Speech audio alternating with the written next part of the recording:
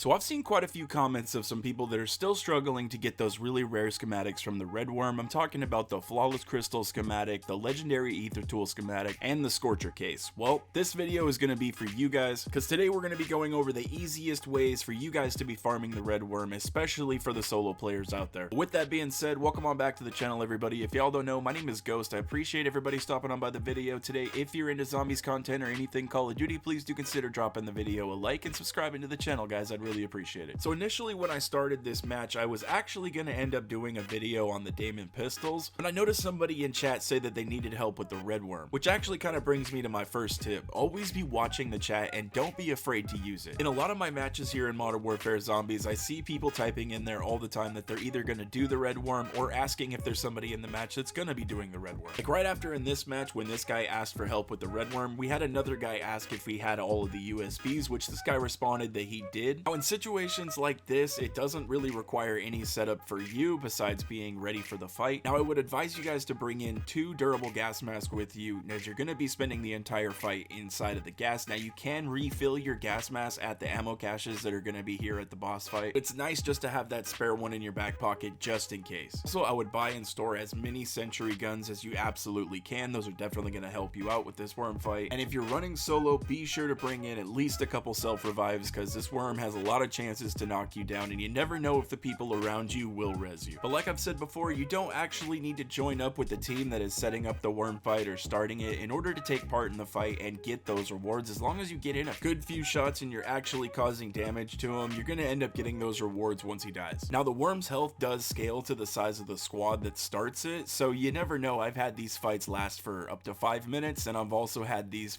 fights last for under 5 seconds. I'm not even joking.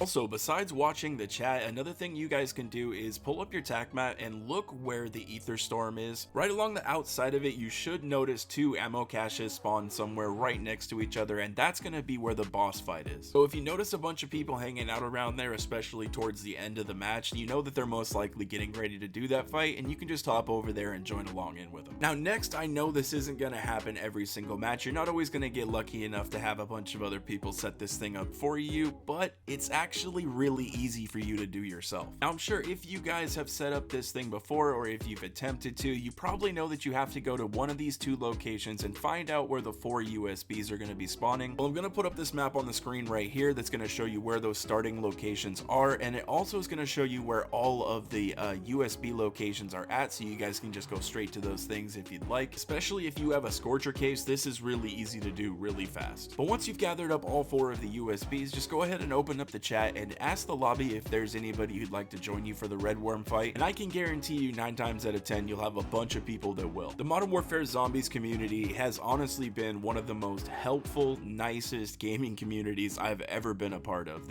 You guys are honestly absolutely amazing. And with the way things really are right now, you could honestly just ask in the chat if there's anybody that wants to drop you any essence or anything like that, or just go to one of the many known drop locations like over at the Dark Aether Rift, and usually you'll have somebody there that's willing to hook you up with a bunch of essence and stuff, so you can completely set yourself up for this thing. Also, once you're done defeating the Red Worm, and if you get a schematic that you already own, be sure to drop it on the ground for somebody else that's around you, because there's probably somebody else that's been grinding this thing just like you and that's maybe missing a schematic or 2, and you know, people really appreciate that kind of thing. So that is going to be about it. It's honestly very simple to set this thing up, or to even just join in along and get these rewards from this thing. Once you guys repeat this process 3 or 4 times, you should have all 3 of the schematics that this thing has to offer. Especially if these things have been a struggle for you guys to get, never be afraid to accept the help from others in game, and don't be afraid to use that game chat. And if you usually put forth just a little bit of effort to run around and gather up all of the USBs, there's usually a bunch of people that are going to be willing to help you and make this thing really easy. So I'm going to wrap it up there. I hope the video ended up helping out some of you. If it did, or even if you just enjoyed it, please do consider dropping that like and subscribing to the channel if anybody is new. Have a wonderful rest of your day, and I will catch you guys in the next one.